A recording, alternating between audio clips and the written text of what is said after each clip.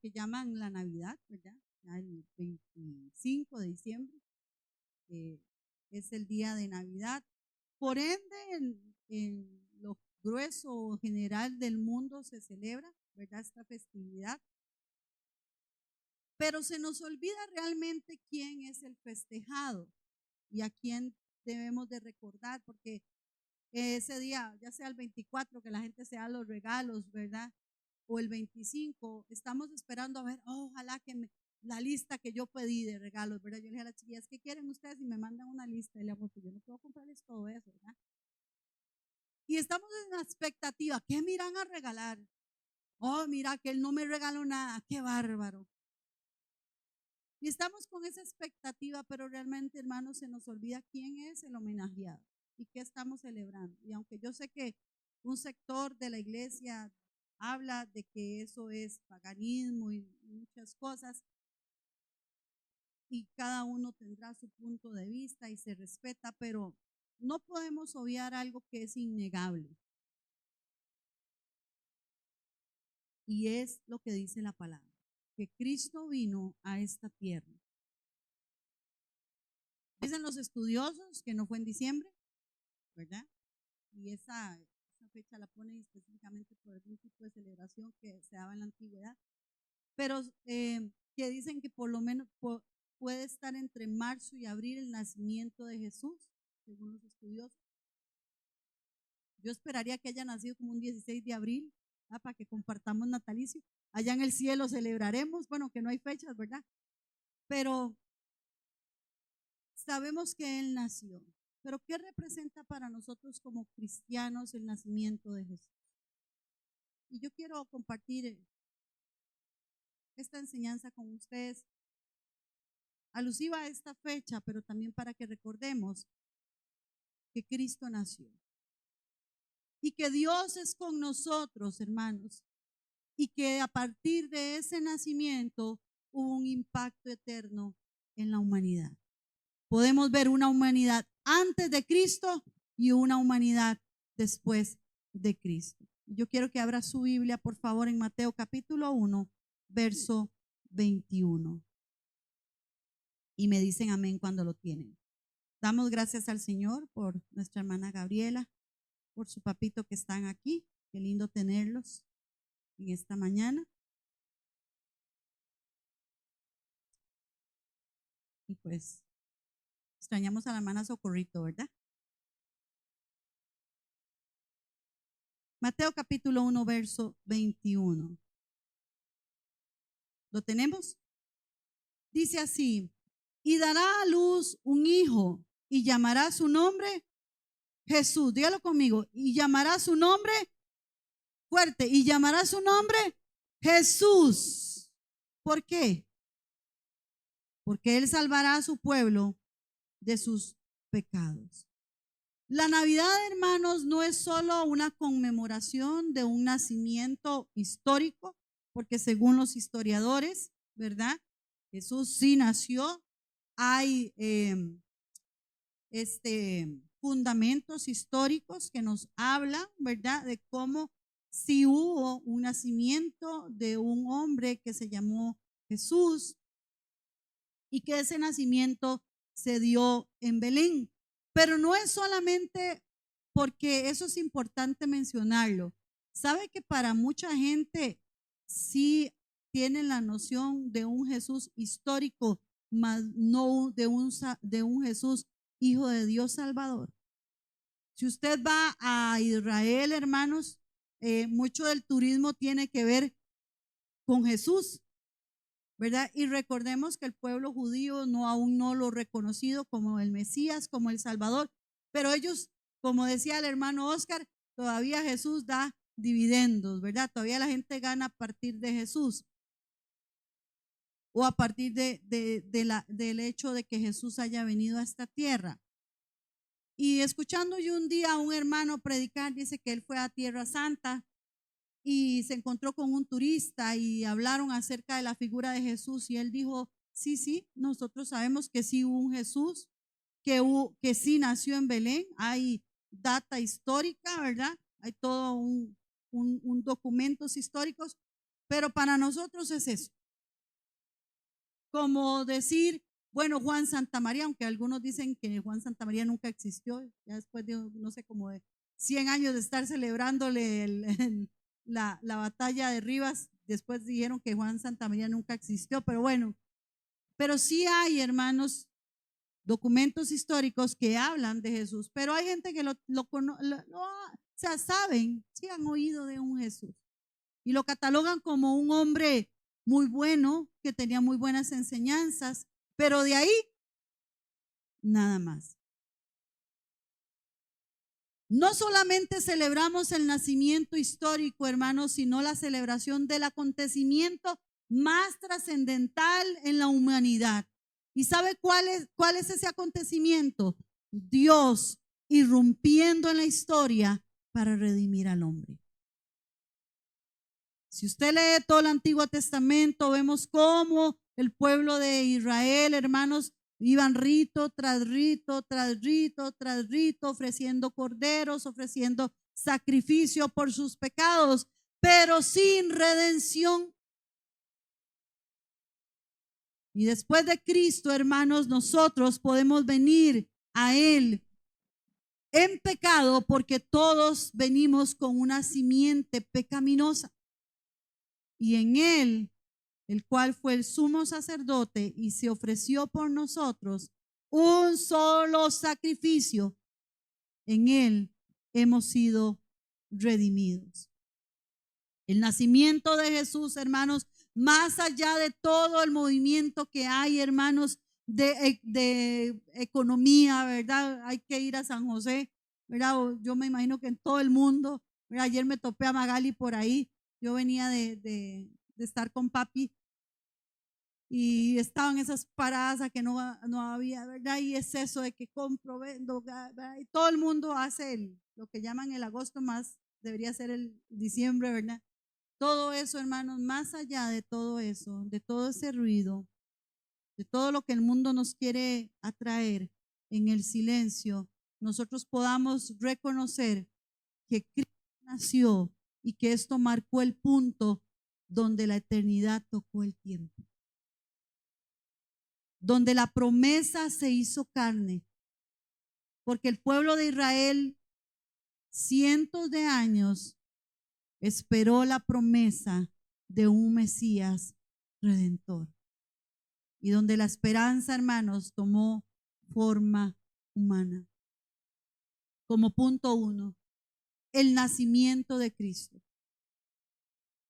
Si nosotros leemos desde Génesis hasta Malaquías, hermanos, y usted lo lee y lo estudia, va a entender, hermanos, que desde aún de que el hombre pecara, Dios tenía un plan establecido para esta humanidad.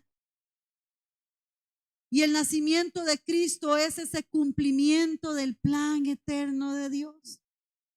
Porque si algo nosotros sabemos y conocemos y hemos experimentado, es que a Dios nada se le escapa. Todo Él lo tiene bajo control, ¿verdad, Kay? Todo Él lo tiene bajo control, Jessica. Todo Él lo tiene bajo control, hermana Patricia. Magali, todo Él lo tiene bajo control. Dios no, algo sucedió, oh carambas, ¿y ahora qué hago? ¿Está Dios allá en el cielo? No. Un día hablando con mi mamá acerca de verdad de la salvación. Todo esto es un misterio, ¿verdad? Hablábamos nosotros, son misterios de Dios. Y dice la palabra que Dios ha escrito en el libro de la vida nuestros nombres. Y Dios no está, hermanos, quitando y poniendo, porque el que Él puso, Él sabe que va a ser redimido y salvo. Y mi nombre está escrito ahí, hermanos. Y ojalá haya en su corazón esa convicción. Y si no hay esa convicción, hermanos, usted salga de este lugar, no a comer tamales, no a ver qué compra. Mira, se me olvidó el regalito del fulano, de la mengana. Hoy en la mañana me trajeron un regalito a mí, ya me dieron un regalito. Y yo agradezco esos detalles. Pero qué lindo es saber, hermanos, que como hijo de Dios, que cada uno de los que vengamos aquí, que nos congregamos, realmente busquemos la presencia del Señor. Y cuando hemos pecado, podernos arrepentir de esos pecados, alcanzar misericordia, porque eso es la obra redentora de Jesús. El nacimiento de Jesús no fue algo improvisado, no fue algo que sucedió en el Edén cuando el hombre pecó y dice Dios, ahora sí, ¿qué voy a hacer? ¿Qué de carambas estos ahora me salen con esto? ¿Desobedecen? No, todo eso estaba desde antes en la eternidad pasada. Fue el cumplimiento fiel del plan redentor de Dios anunciado, hermanos, desde el Antiguo Testamento. Y vamos a Isaías capítulo 7, verso 14, que nos respalda a lo que estamos hablando. ¿Qué dice Isaías capítulo 7, verso 14?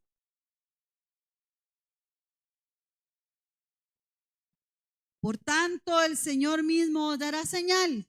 Y es un versículo que nosotros conocemos y hemos escuchado. El Señor mismo les dará una señal. He aquí que la Virgen concebirá y dará a luz un hijo y llamará su nombre Emmanuel, que significa, ahí no lo dice, pero que significa Dios con nosotros. La profecía se cumplió. Miqueas 5:2.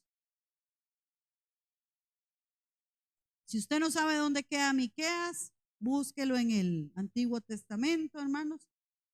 No se preocupe, para eso está el índice. Miqueas 5:2. Me dicen amén cuando lo tienen. Pero tú, Belén, Efrata, pequeña para estar entre las familias de Judá, de ti saldrá el que será Señor en Israel. Miqueas 5:2. Y sus salidas son desde el principio, desde los días de la eternidad. Pero tú, Belén Efrata, pequeña para estar entre las familias de Judá, de ti saldrá el que será Señor en Israel. Esto, hermanos, nos recuerda que Dios es soberano.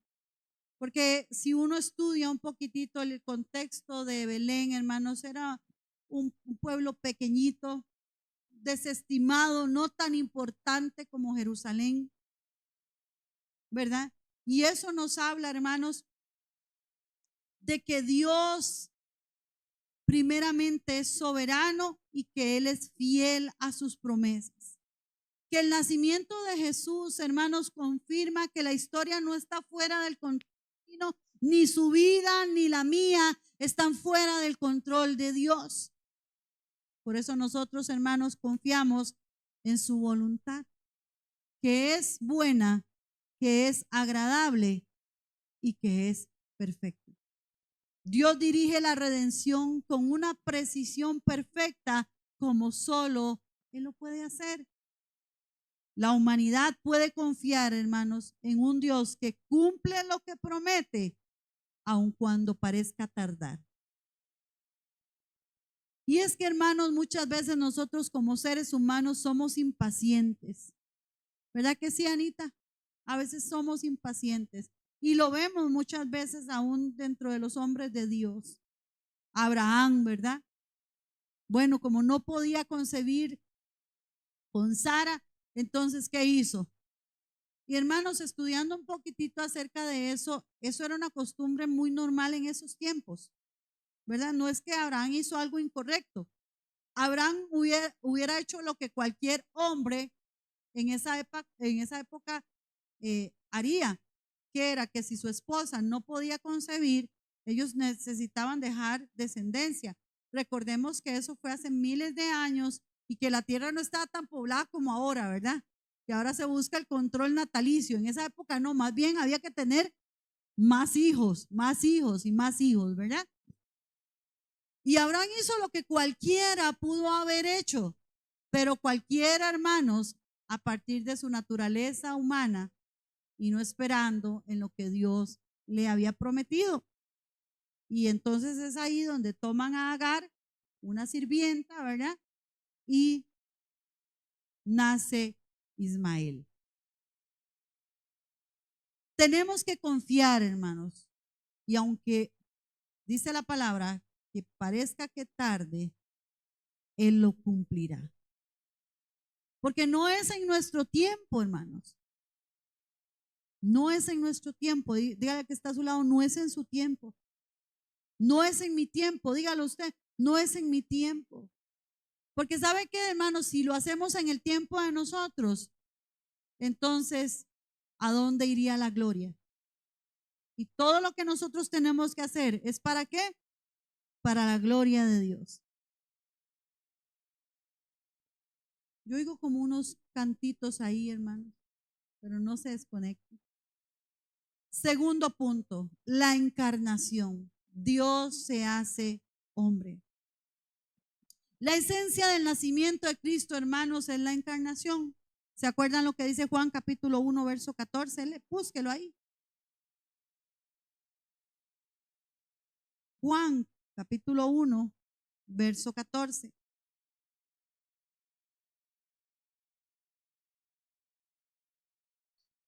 ¿Lo tenemos? ¿Me dicen amén? Amén. Dice así, y aquel verbo fue hecho carne y habitó entre nosotros y vimos su gloria como del unigénito del Padre, lleno de y de verdad. Y aquel verbo fue hecho carne. Jesús es verdadero Dios y es verdadero hombre. Porque hermanos, tal vez usted y yo no tengamos problema con eso, pero en la antigüedad y todavía aún hoy hay gente que tiene problemas y consideran a Jesús simplemente un hombre más. Y obvian o no creen en la deidad de Cristo. Pero Juan no lo da, Juan da testimonio y el verso dice, Juan dio testimonio de él. ¿Cuál Juan? Juan el Bautista. El que viene después de mí es antes de mí porque era primero que yo. Él es desde la eternidad. Jesús es verdadero Dios, verdadero hombre. No dejó de ser Dios, sino que asumió plenamente la humanidad con sus limitaciones, con sufrimientos y dolores y sin pecado. Y eso es algo que tenemos que tener muy claro. Si a usted alguien viene y le pregunta, entonces, Jesús no pecó, ¿qué le diría a usted? Jesús no pecó.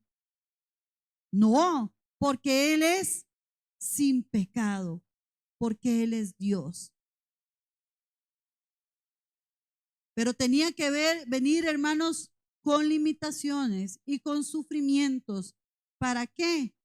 Para que nosotros como seres, imagínense.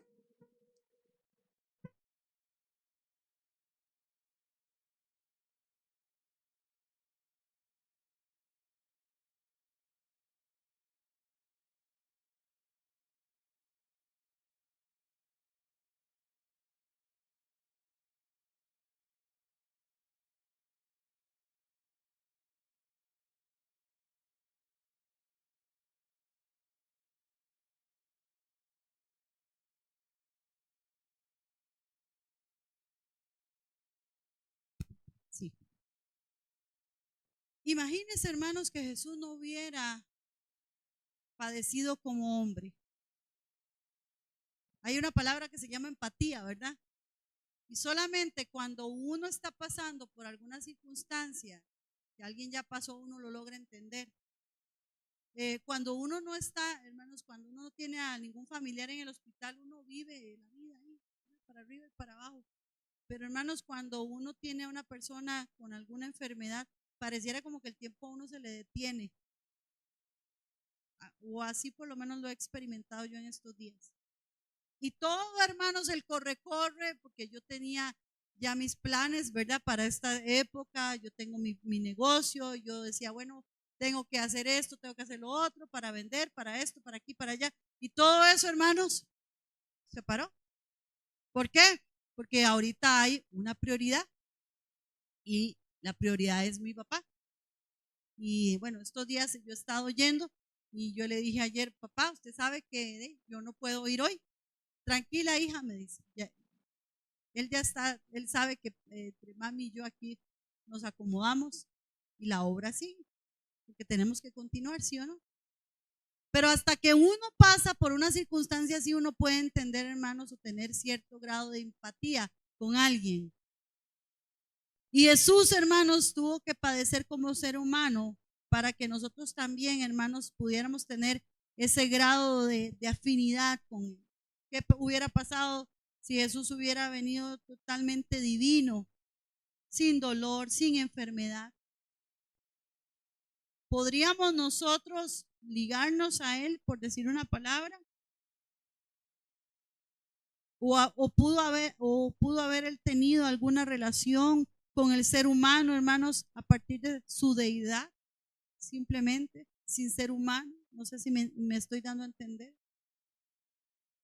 Él sufrió, él lloró, fue traicionado.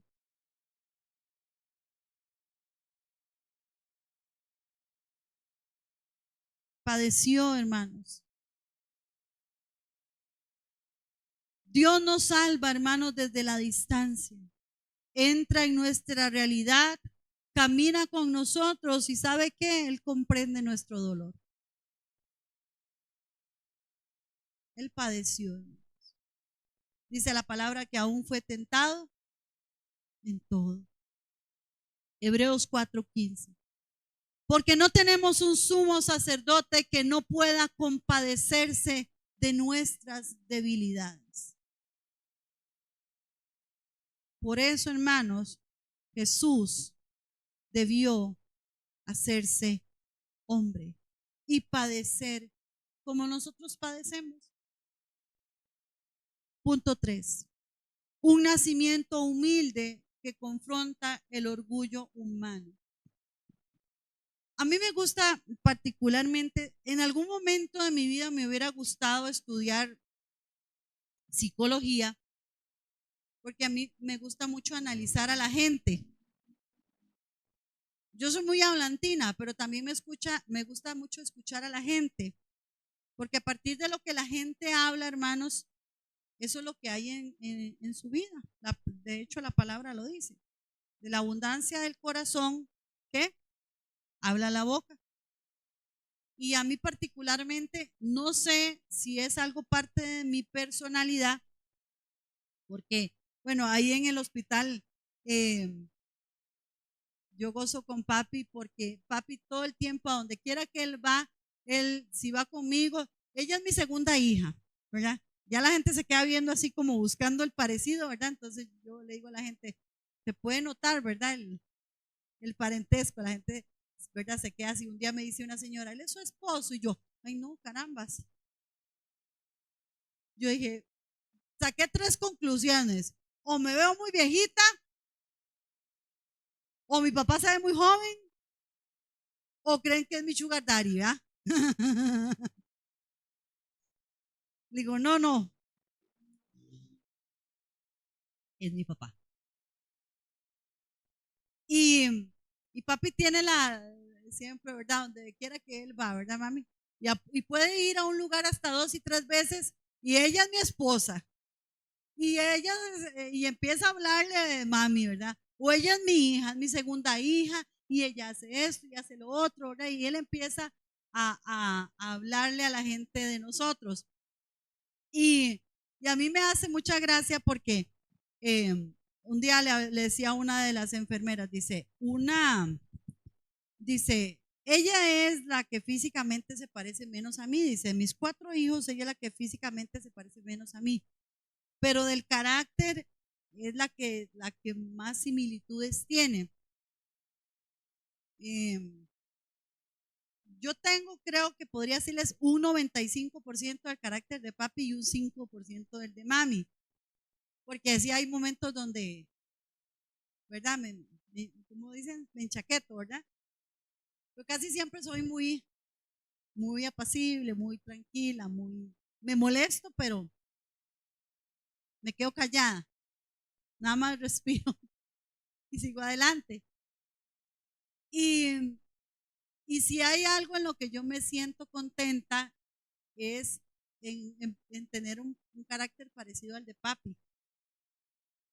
Y a mí me gusta, yo no sé si papi es así, pero por lo menos a mí me gusta mucho analizar la gente a partir, como les digo, de lo que yo escucho.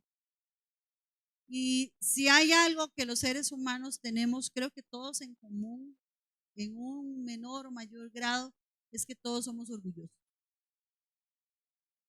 Tenemos orgullo. Y hermanos, cuando uno ve el nacimiento de Jesús, hay un contraste tan grande en su nacimiento humilde al contraste del orgullo humano. Estudiando un poquitito acerca de todo esto, hermanos, bueno, Belén, como les digo, no era considerado un lugar donde hubiera nacido un rey. No era un lugar de nacimiento de reyes. Era más bien un lugar que no era tan bien visto, aunque sí, creo que yo les había compartido a ustedes un video, era un lugar donde se criaban los corderos para el sacrificio.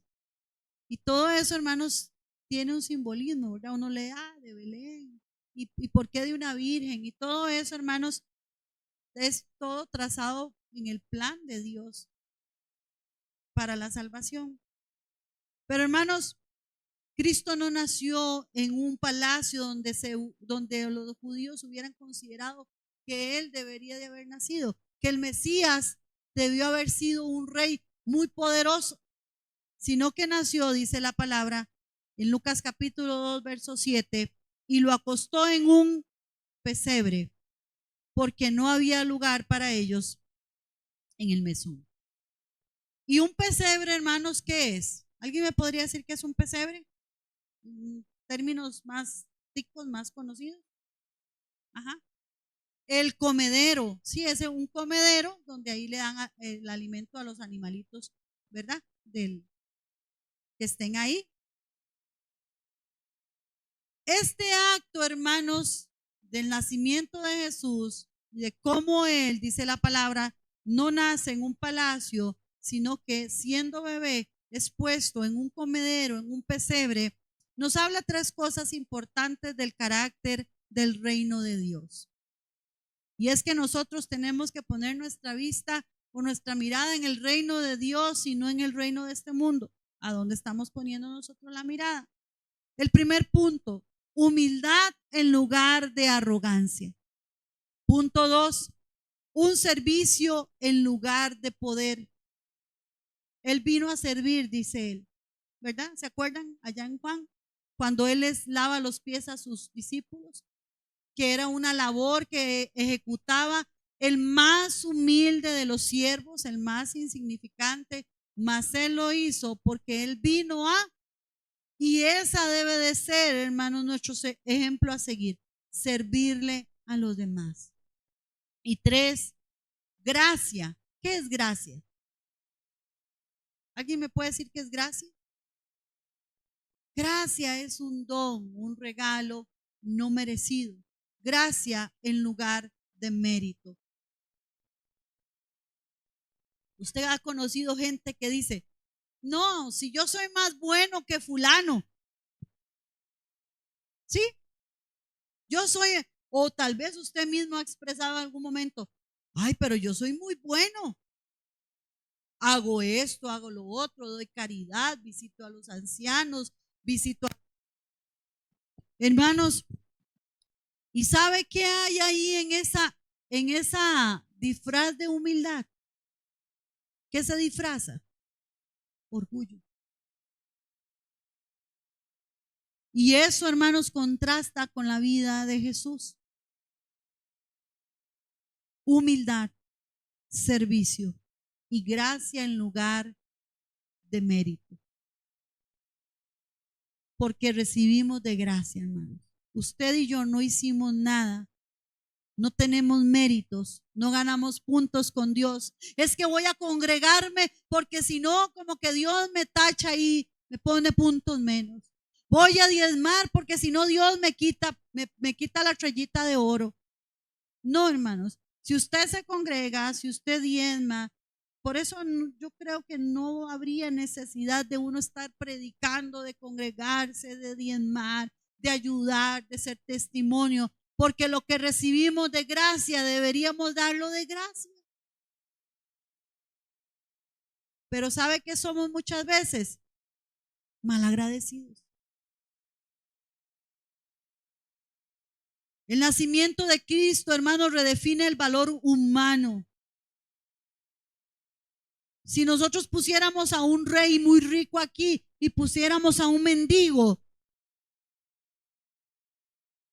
humanamente pensando, hermanos, ¿con quién querríamos estar?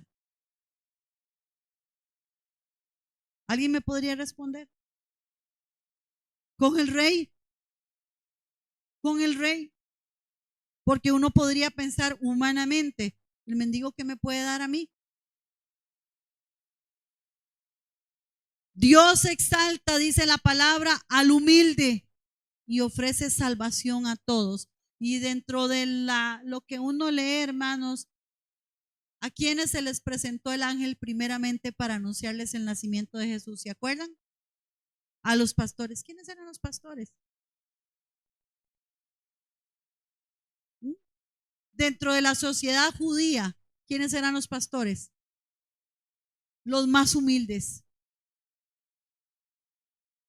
Ve como todo el nacimiento de Jesús, hermanos, muchas veces contrasta con todo lo que estamos viviendo ahora. Como muchas veces, aunque la palabra nos advierte que debemos de renovar nuestra mente, el entendimiento y no acomodarnos a este siglo, muchas veces estamos acomodados, hermanos, a este siglo. Hoy debemos recordar, hermanos, el origen humilde del nacimiento de nuestro Salvador. Jesús no le ofreció salvación, hermanos, solo a unos pocos privilegiados, sino que Él vino a morir por todos. Cuarto punto, el nacimiento del Salvador trae paz y esperanza al mundo. Yo les hablaba a ustedes de paz ahora al principio. Y la paz no es ausencia de guerra, hermanos. La paz que Dios nos da, que excede todo conocimiento, es que a pesar de las pruebas, a pesar de las adversidades, nosotros confiamos en su voluntad, que es buena, que es y que es. Y nosotros lo predicamos la semana pasada, ¿se acuerdan? En Jeremías creo que era 29:11. Me corrigen, por favor. Yo sé los pensamientos que tengo para ustedes.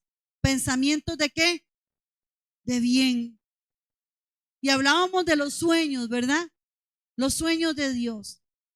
¿Estamos caminando en pos de los sueños de Dios o estamos caminando en pos de nuestros sueños? Y sí, a veces vamos a llorar. Y sí, a veces no vamos a querer. Y tal vez en algún momento, hermanos, nos pase, y no creo que tal vez solo un momento, sino muchas veces tengamos que decir como Jesús: Señor, pasa de mí esta copa, pero no sea mi voluntad, sino la tuya. Los ángeles anunciaron en el capítulo 2, verso 14, gloria a Dios en las alturas y en la tierra paz, buena voluntad para con los hombres. La paz que Cristo trae, hermanos, no es ausencia de conflicto, sino una reconciliación con Dios. Somos reconciliados por medio de Cristo. ¿Cómo éramos nosotros antes? ¿Ah? Antes de entregar nuestra vida, dársela a Él. ¿Cómo éramos?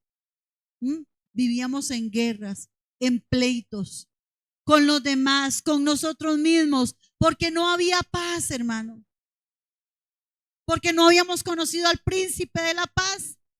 Por eso un cristiano, hermanos, que vive la vida que Cristo compró para la cruz, para él en la cruz del Calvario, hermanos, no puede andar peleándose con todo el mundo.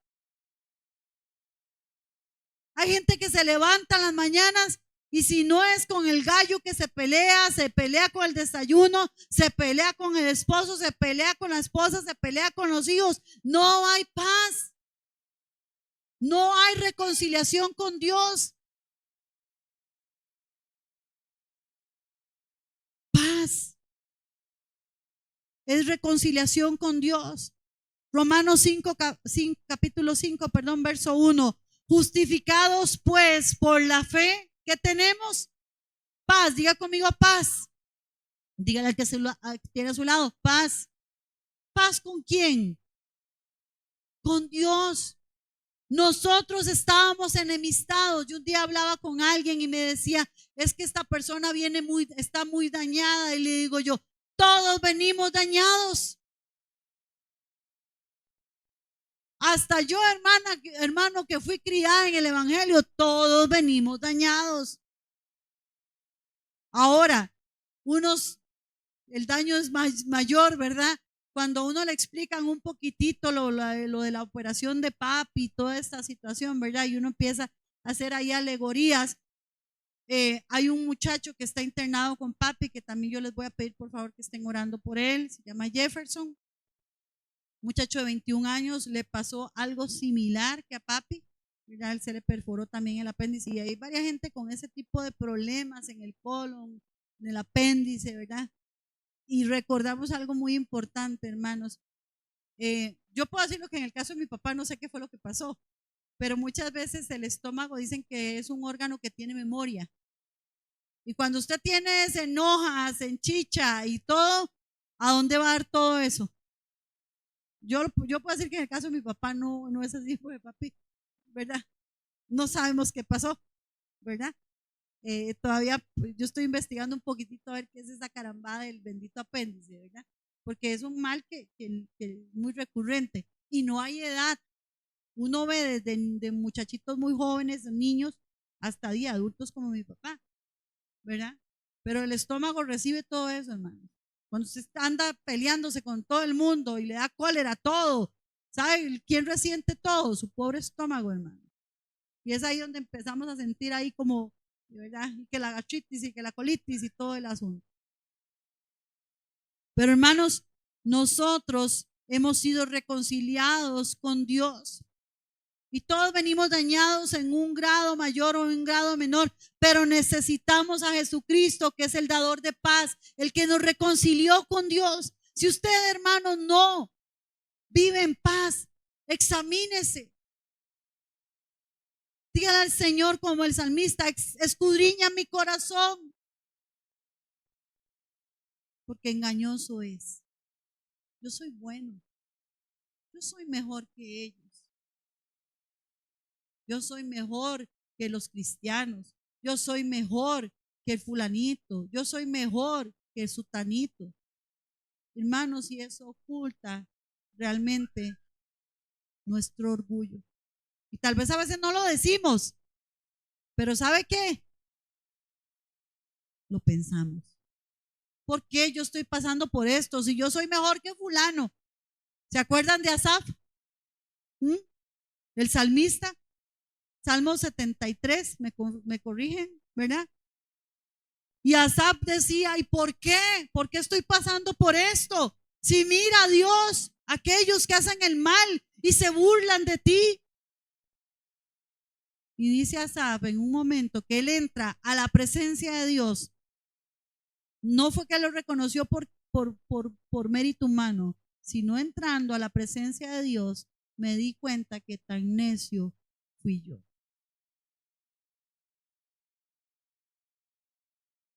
Somos necios, hermano.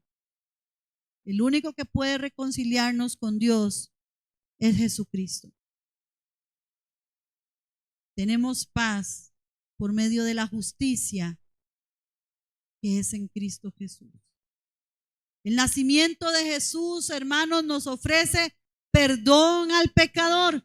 ¿Cuántos pecadores hay aquí, hermanos? Fui pecador, dice un canto, ¿verdad? Yo era ciego y ahora puedo ver la luz.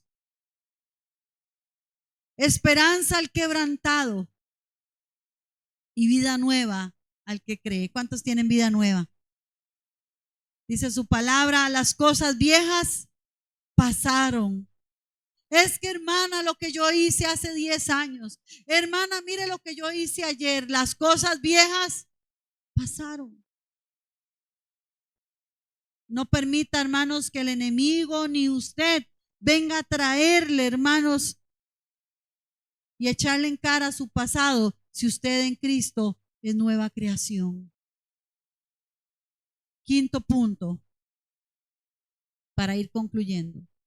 El impacto eterno, salvación, hermanos, para toda la humanidad. Salvación eterna para la humanidad. Recordemos, el nacimiento de Cristo, hermanos, fue el cumplimiento del plan eterno de Dios. La encarnación, Dios se hace hombre por medio de Jesús. El nacimiento humilde, 3, que confronta el orgullo humano, nuestro orgullo. 4, el nacimiento del Salvador trae esperanza y paz al mundo. Y 5, el impacto eterno, salvación para toda la humanidad. Y un versículo que usted y yo conocemos desde chiquiticos en la escuela dominical nos los enseñaban. Juan 3:16. ¿Qué dice Juan 3:16? Sí, dígalo. Para que su Hijo unigénito, para que todo aquel no se pierda, sino que venga a la vida eterna. Esta época, hermanos, de celebración, de lo que llaman Navidad. La palabra Navidad viene del término natividad, que es nacimiento, si usted no lo sabe. La Navidad, hermanos, apunta a la cruz y la cruz apunta a la resurrección.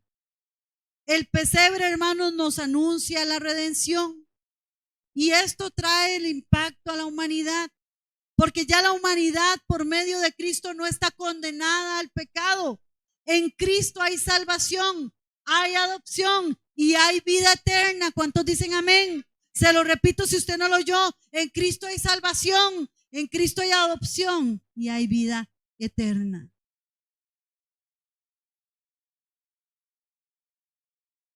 Cristo, hermanos, dividió el tiempo de la humanidad, el antes y el después.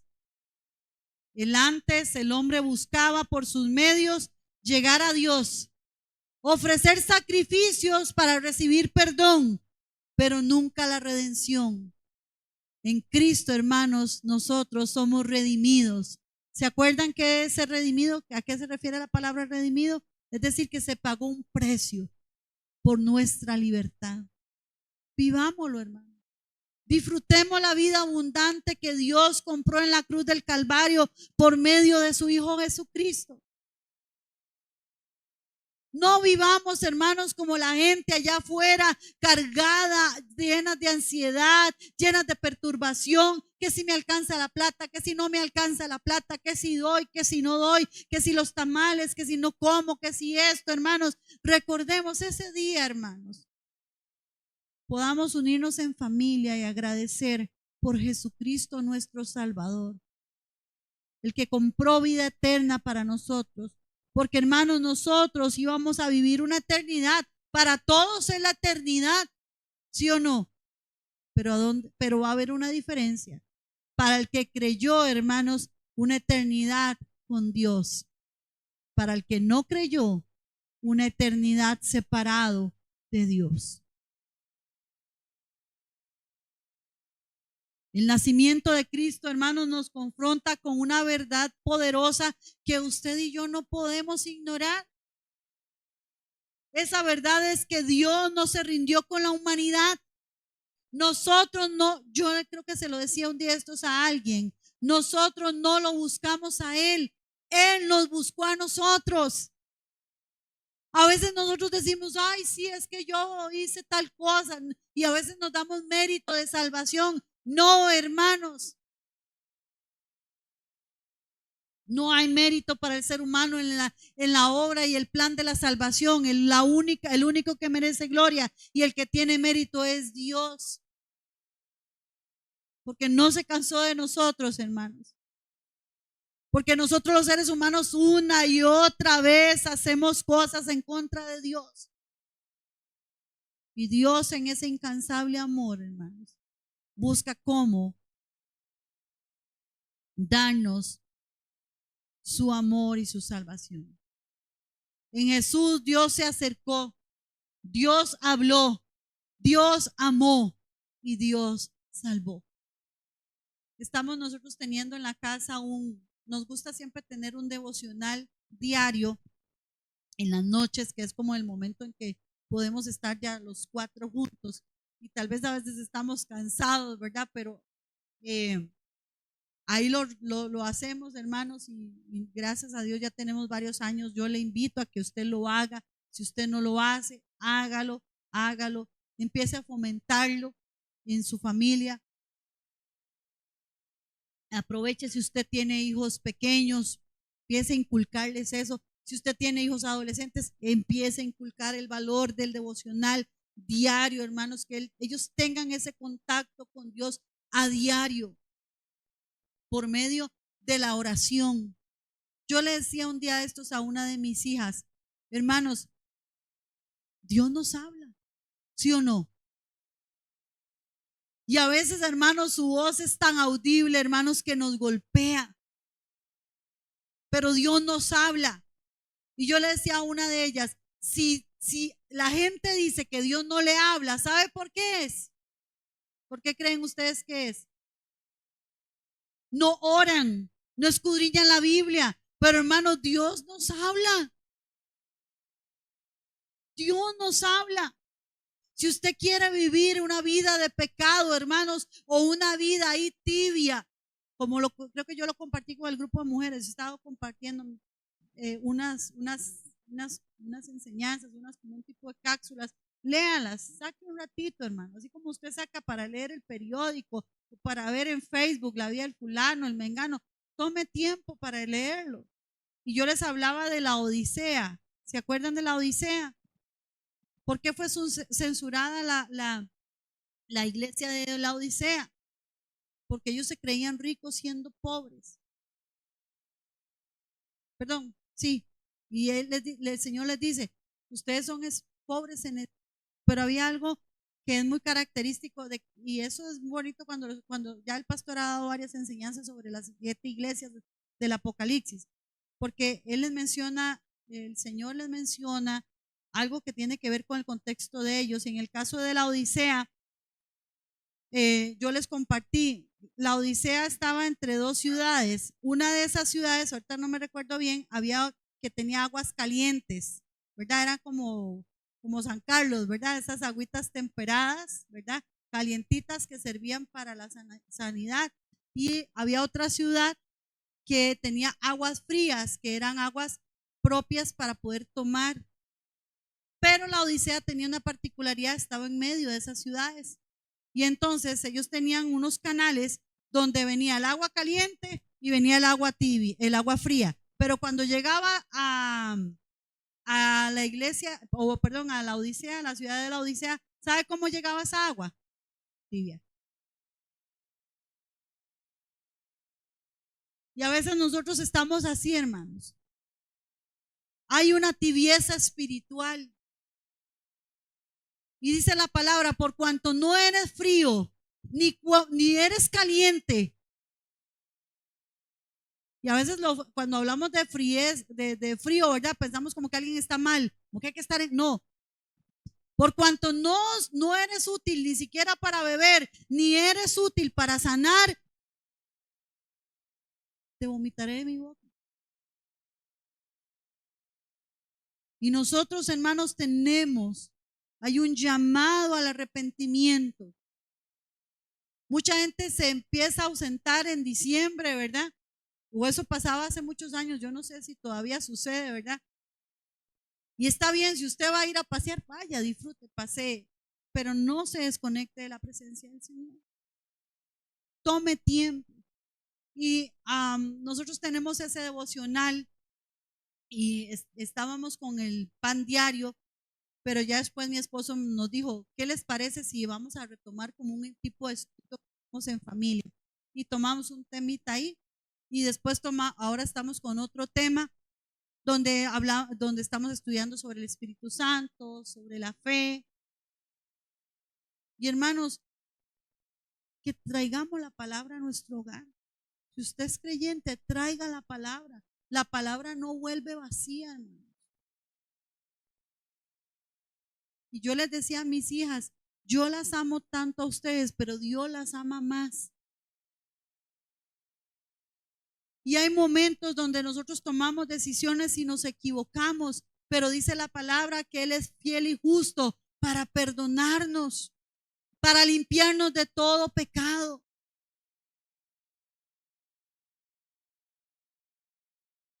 Y esa es la obra de Cristo. Se acercó, nos habló, nos amó y nos salvó.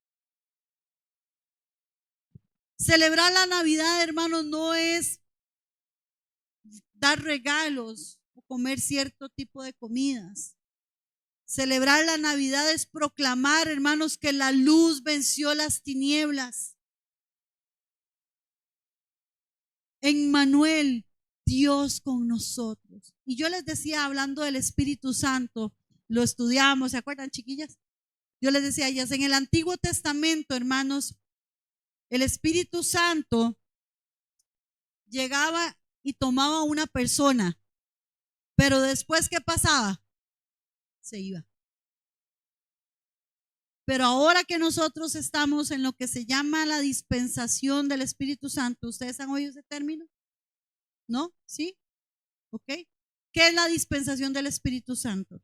Bueno, quien trabaja ahora en nosotros es el Espíritu Santo, pero no solamente trabaja en nosotros, está en nosotros. Ya no viene y se posa y se va. Y hay versículos que ¿se acuerdan cuando Moisés, verdad? Moisés tomado por el Espíritu Santo y luego dice que habían unos ancianos donde Moisés le pide al Señor que su espíritu esté en esas personas, pero ese espíritu iba y venía, hermanos. Ahora el Espíritu Santo está en nosotros. Y ese espíritu que hace en nosotros, ¿ah? Nos guía, nos consuela, nos redarguye,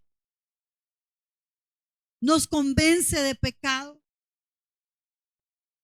¿Se acuerdan a qué vino el Espíritu Santo? A convencernos de juicio, de justicia y de pecado. Y a veces no es que el Espíritu Santo no está, hermanos, es que lo tenemos apagado, contristado. El Espíritu Santo está ahí hablándonos y llamándonos a que nosotros nos volvamos a Dios, pero lo tenemos como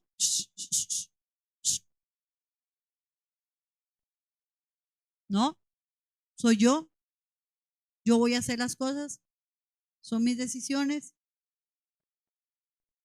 Y después vienen, hermanos, las consecuencias. Pero tenemos, y eso, hermanos, enséñeselo a sus hijos. No les enseñe una religión, hermano.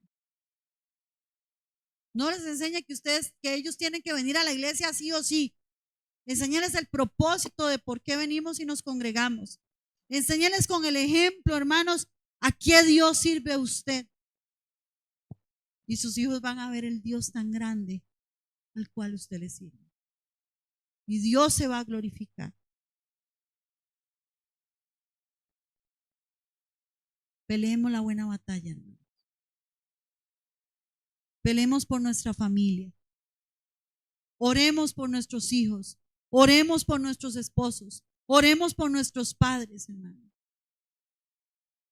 Recordemos, hermanos, lo que Lucas 2, capítulo 2, 11, nos dice. Capítulo 2, verso 11. Porque hoy nos ha nacido en la ciudad de David un Salvador, que es Cristo el Señor. ¿Puede cerrar sus ojos un momento, por favor? Señor y Padre Celestial, te damos gracias por esta mañana. Gracias, Señor, porque has venido, Jesús, en condición de siervo. Y te entregaste por nosotros, Señor. Yo bendigo a cada uno de mis hermanos, Señor, a sus familias. Que hoy, Señor, recordemos que Cristo vino para darnos vida y vida en abundancia, Señor. Que podamos creer en la obra redentora de Jesucristo y que Él sea nuestro Salvador. Perdónanos, Señor, si hemos pecado. Porque Dios está con nosotros. Emmanuel, Dios con nosotros. Gracias, Señor, por tu obra. Gracias por Jesucristo. Gracias por el Espíritu Santo, nuestro consolador, Señor. Yo bendigo a cada uno de mis hermanos, Señor. Glorifícate en una forma especial en sus vidas, en sus matrimonios, en sus relaciones familiares, Señor, con sus hijos, con sus esposos, con sus padres, con, Señor, sus vecinos, Dios. Que podamos volvernos a ti, Señor, y recordar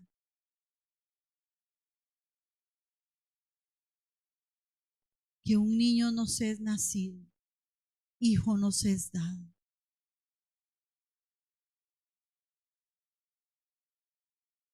Y el principado sobre su hombro. Y se llamará su nombre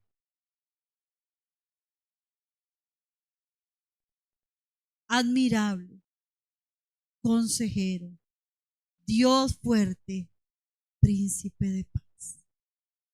Gracias, Señor, por Jesucristo, nuestro Salvador. En el nombre de Jesús. Amén y amén.